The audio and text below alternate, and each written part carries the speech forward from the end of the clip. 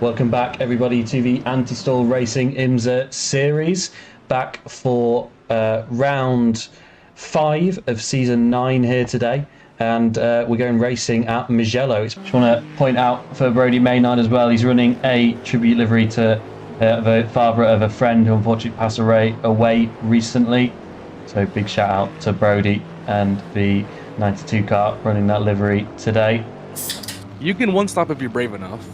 And as we come to the penultimate corner, the pack should be packing up tightly. We're going to be coming up to the line. George, I'll take us away. Best. Yeah, right. Max Mayer's going to lead us away from pole position. He's waiting. He's got to go in the start zone. It was detailed to all of the drivers in the briefing. Albert Preem's getting ready to go as well, and Maximilian Meyer's gone at the front of the field, and I tell you what, he's gone well, pulled away from the rest of the pack. GT3 field is still in the final corner, so we can watch this battle all the way down to turn 1.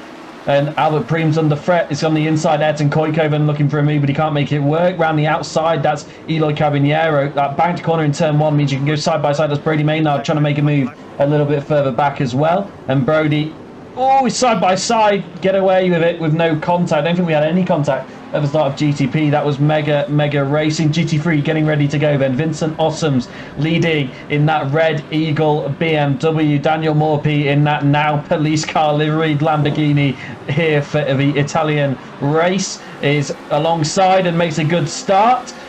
Tucks in the slipstream of the GT3 Porsche, and that is a good way to try and make a move into turn 1, and he's alongside on the brakes into turn 1. No, Vincent Ossom swipes across the front of his teammate, I believe, to retain that lead, and that's put us in a little bit of pack racing at the back. We've got some nice racing going on a little bit further back. I believe that's Adam Jarvis side by side with Sven Elmers. Yes, it is Sven Elmers in that black Acura, and then he's under attack from the Tifa Racing cars that want to go try and boke it down the inside, and that's lucky there was no contact there. Tiemann Scholten's had an incident off the back that's been put under investigation.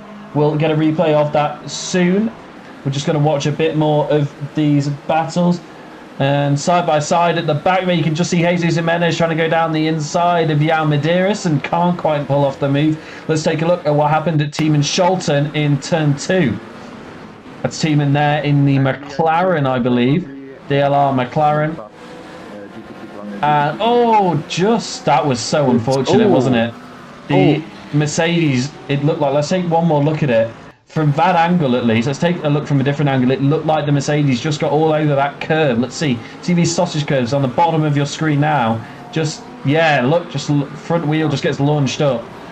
And I think that's going to be a racing incident when race control look at that. The sausage car brings Mugello are just absolutely unforgiving. If you can take the curbing all you want, but if you go too far, hit those curbings, you're going to get thrown all over the track. And we've got more side-by-side action here in GT3. So Drakeem Racing cars going at it again. And is that McLaren going to... Oh my goodness. This is close racing between the Ferrari and the McLaren. The Go Esports McLaren in the purple, white and black on the outside.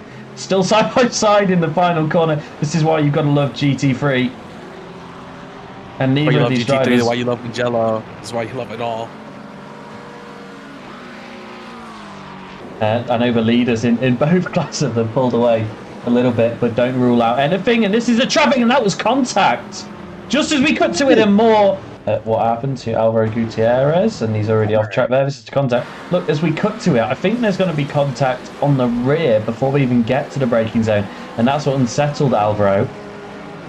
Both either side of the GT3. That's always a sketchy move. And Alvaro comes across to defend, and I don't think race control are going to view happily on that from either of those drivers, to be honest, because one could argue Alvaro did a little bit of the moving in the braking zone.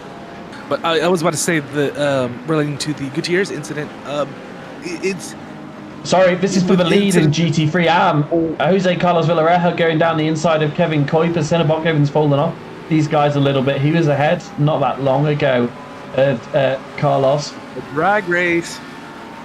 This was how Jose Carlos got past Senna Botkoven. Just got a good run down the back, down the straight, it looks like, and into turn 1. Late on the brakes in the McLaren and gets past Senna.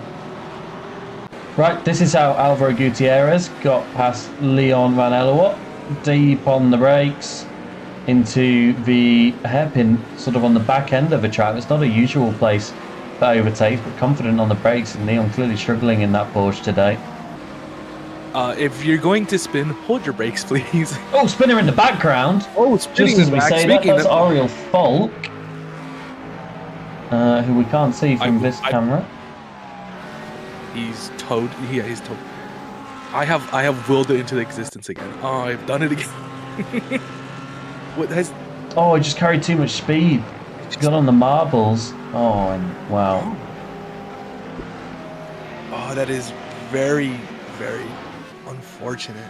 We got a couple more GT3 drivers coming out, sorry, of the pit lane there. And this is going to be a battle, isn't it? This is Jesus Jimenez and Quinton Bossi going at it through turn 1. Bossi gets a good drive through turn 2, side by side. Bossi tries to defend but can't stop the charging Jimenez. Quinton Bossi just past Jesus Jimenez. And that's Jimenez there, getting all over the curb. Keeps the car pointing in roughly the right direction. But Bossi's going to get through.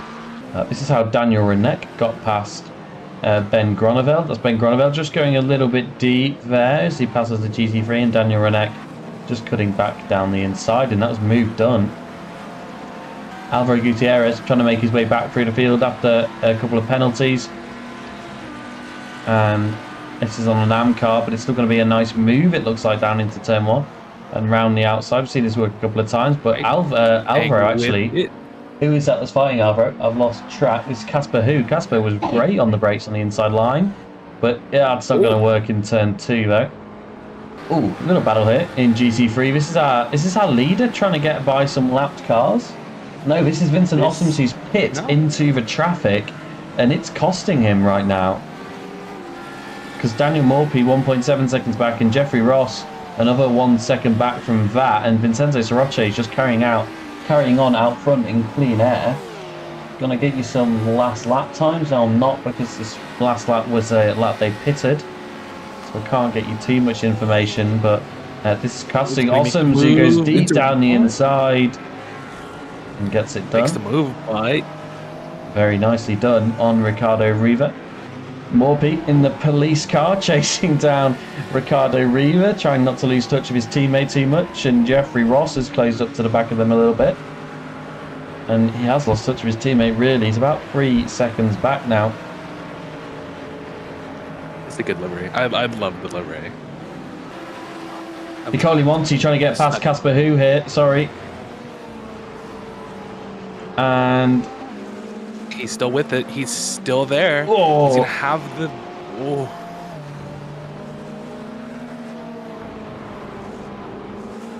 Oh, and Monty, beautiful to cut back on Casper Hu.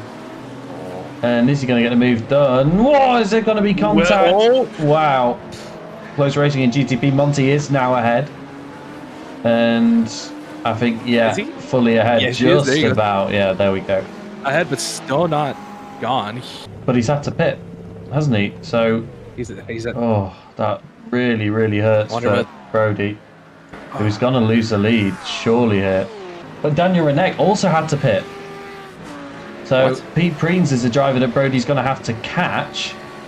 What? So, yeah. And Leon goes through as well, though. And Brody's on pit exit now, so he's about 12 seconds off the lead. He's not going to be able to get back to the lead, unfortunately. No. You wouldn't have thought, unless other drivers had to come into the pits.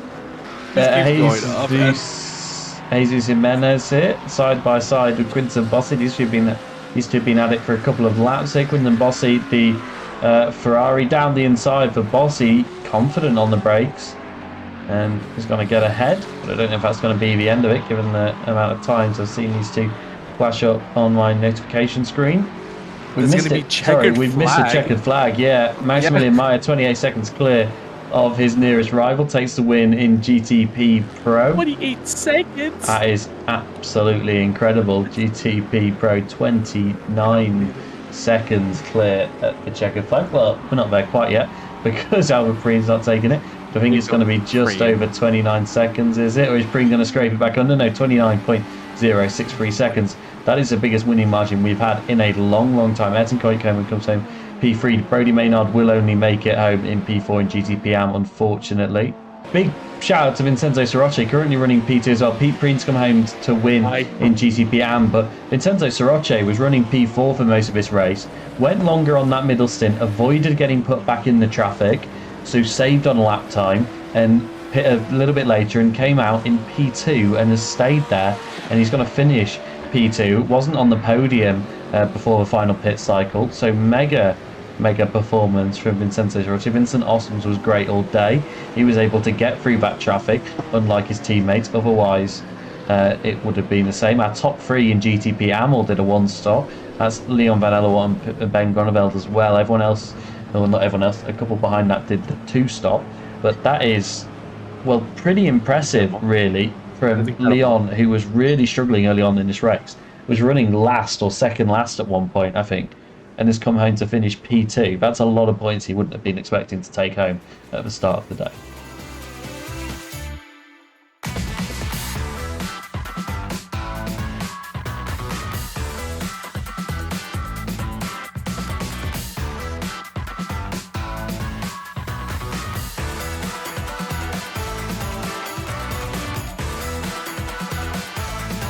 Thanks to everybody that joined us, and we'll see you next week for our first ever GT3 only round.